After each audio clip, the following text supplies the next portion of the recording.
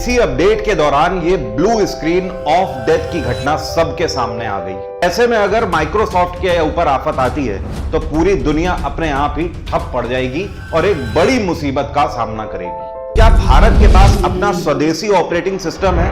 कई लोगों को तो पता ही नहीं होगा। 19 जुलाई को अचानक से पूरे दुनिया में हड़कंप मच गया दोस्तों। ऐसा तब हुआ जब माइक्रोसॉफ्ट बेस्ड कंप्यूटर एक सिरे से बंद हो गए और उन पर नीली स्क्रीन पर एक फरमान दिखाई देने लगा। यह फरमान क्या था? It looks like Windows did not load correctly. If you like to start and try again, choose restart my PC below. आइए इस अंग्रेजी का आपको हिंदी में सरल भाषा में मैं आपको मतलब समझाता हूं। आमतौर पर ऐसा तब होता है जब आपका कंप्यूटर जल्दी जल्दी रीस्टार्ट हो या शट डाउन हो रहा हो। उस केस में यह मैसेज आपको दिखाई देता था।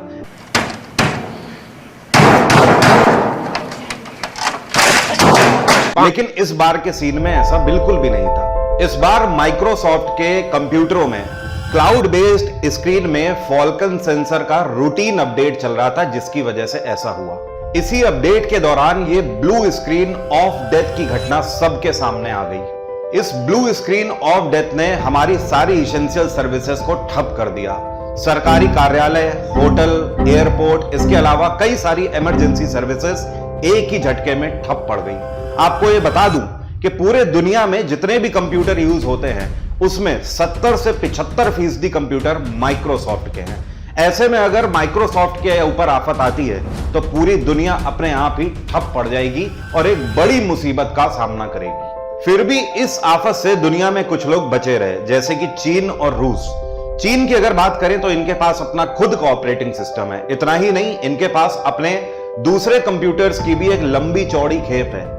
इसके अलावा भी अगर बात करें तो चाइना पूरे दुनिया के कई सारे कंपनीज के कंप्यूटर अपनी कंट्री में भी मैन्युफैक्चर कराता है, जिसकी वजह से चाइना इन चीजों से अछूता रहा। वहीं रूस की अगर बात करें तो 2 साल पहले रूस के ऊपर आई आपदा को उन्होंने अवसर में तब्दील कर लिया। 2 साल पहले जब रशिया यूक्रेन वॉर चालू हुआ तो लगभग सारे यूरोपियन कंट्रीज ने बैन लगा दिया रशिया के ऊपर। उनका कहना था कि हम रूस के साथ कोई व्यापार नहीं करेंगे। इतना ही नहीं, G7 देशों ने भी कई सारे बैन लगाए और साथ में इन देशों से जुड़ी हुई कंपनियों ने भी फैसला लिया कि हम रूस के साथ कोई व्यापार नहीं करेंगे। जैसे कि अमेरिकी company Ford, McDonald's, Coca Cola, Domino's, इन सभी कंपनीज ने रशिया से हाथ खींच लिए, मतलब बैकआउट कर लिया। उन्हीं में से एक कंपनी माइक्रोसॉफ्ट भी थी। लेकिन माइक्रोसॉफ्ट पर जब आफत आई तो कारण यही था कि रूस उससे बचा रहा और इसको उन्होंने अपने लिए एक अवसर में तब्दील किया। कुछ समय जरूर लगा, लेकिन रूस ने अपना स्वदेशी ऑपरेटिंग सिस्टम बना लिया और धीमे धीमे आज की डेट में रशिया अपने देश के अंदर अपने स्वदेशी ऑपरेटिंग सिस्टम में ही काम कर रहा है। दोस्तों, अब सवाल उठता है कि क्या भारत के पास अपना स्वदेशी ऑपरेटिंग सिस्टम है? कई लोगों को तो पता ही नहीं होगा। मैं आपको बता दूं, जी हां, भारत का अपना ऑपरेटिंग सिस्टम है जिसका नाम है भार ऑपरेटिंग सिस्टम। स्पेलिंग अगर बोले तो BHAR-OS। भार ऑपरेटिंग सिस्टम का मतलब है डिपेंडेंस, एक ऐसा ऑपरेटिंग सिस्टम जिसके ऊपर आप डिपेंड हो सकते हो।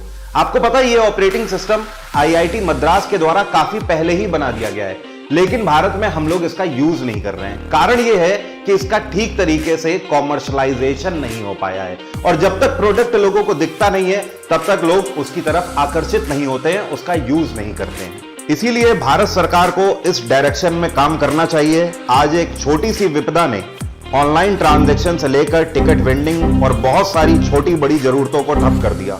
कल को अगर माइक्रोसॉफ्ट का सॉफ्टवेयर ही ठप पड़ जाए तो भारत तो एक बड़ी मुसीबत में ही फंस जाएगा।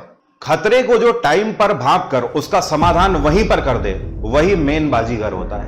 आपको पता है, मेरा एक स्टूडेंट था जिसकी मैथ बड़ी अच्छी थी, इंग्लिश भी वो ठीक ठाक कर ही लेता था, लेकिन जब जीएस की बात आती थी तो उसको नानी याद आ जाती थी। उसने मुझसे गाइडेंस मांगा, मैंने उसे गाइड किया कि हाँ, जीएस में वो किस तरीके से अपनी पकड़ बनाए।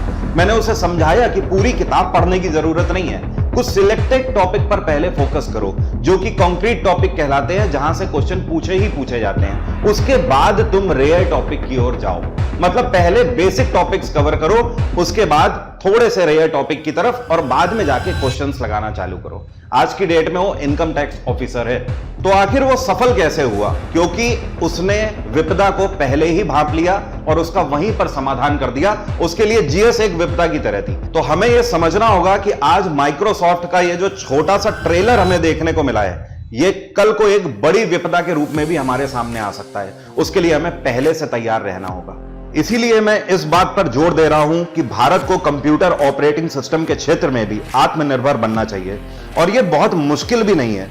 दुनिया की top class software solution company तो भारत की ही है, और एक कंपनी तो इतनी बड़ी है कि उसके मालिक के दामाद ब्रिटेन के प्रधानमंत्री भी रह चुके हैं। जी हां, मैं ऋषि सुनाक की बात कर रहा हूं। और ऋषि सुनाक के ससुर साहब श्री नारायण मूर्ति, जिनके द्वारा भारत की सबसे बड़ी टेक्नोलॉजी कंपनी इंफोसिस की भी स्थापना करी गई।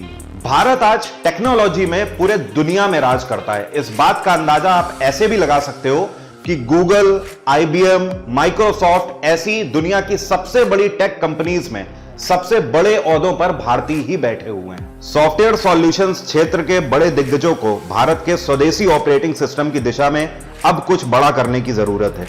तभी जाके इंडिया सुपर पावर बनने की डायरेक्शन में एक बड़ी लीड ले पाएगा। आप इस देश का भविष्य हो, इसलिए आपकी राय बहुत मैटर करती है। आप क्या सोचते हो कि क्या हमें अपने स्वदेशी ऑपरेटिंग सिस्टम के ऊपर काम करना चाहिए? क्या हम भारतीयों को उसे यूज करने की जरूरत है? तभी तो हम इंडिपेंडेंट हो पाएंगे। वरना आजादी तो हमें 47 में भी मिल गई थी, लेकिन आज भी टेक्नोलॉजी के क्षेत्र में हम दुनिया में तो राज करते हैं। हमारे लोग बाहर की कंपनियों को जाके सपोर्ट करते हैं, लेकिन अगर खुद की बात आती है तो हम इन चीजों को रिजॉल्व क्यों नहीं कर पाते हैं? यह मेरा सवाल आपसे है। इसका जवाब आप कमेंट सेक्शन में जरूर लिख कर दीजिएगा। एग्जाम इंजन एप्लीकेशन से आप 2024 के किसी भी एग्जाम के लिए मेरा जीएसजीके का फाउंडेशन बैच परचेज कर सकते हैं। इस टाइम पर मानसून ऑफर चल रहा है, 50% ऑफ चल रहा है। हेल्प 50 कोड अगर आप लगाते हैं तो जस्ट आधी फीस उसमें हो जाती है। मेरे जीएसजीके फाउंडेशन बैच में मैंने history, polity, geography, science, economics, साथ में कंप्यूटर और पिछले 5 सालों के पीवाईक्यूज, ये सब कुछ एक ही पैकेज में आपको कवर करके दिया है। एसएससी सीजीएल में इस बार करीब 18,000 टेंटेटिव वैकेंसी है। 20,000 से भी ज्यादा हो सकती है आने वाले समय में। समय बहुत कम बचा हुआ है, केवल 50 से 60 दिन बचे हैं। ऐसे में आप रिकॉर्डेड बैच को एक बार में पढ़ के सिलेबस अपना पूरा कर सकते हैं और उसके बाद क्वेश्चन से तैयारी करते रहिए। मैं भी देखता हूं इस बार सिलेक्शन कैसे नहीं होता है। बैचेस का लिंक वीडियो के डिस्क्रिप्शन में है, डायरेक्टली क्लिक करके वहां से आप बैच अवेल कर सकते हो। अगले वीडियो में एक नई रिसर्च के साथ मेरी आपसे मुलाकात होगी। तब तक के लिए धन्यवाद। अपना ख्याल रखिए और पढ़ाई करते रहिए। जय हिंद, जय भारत।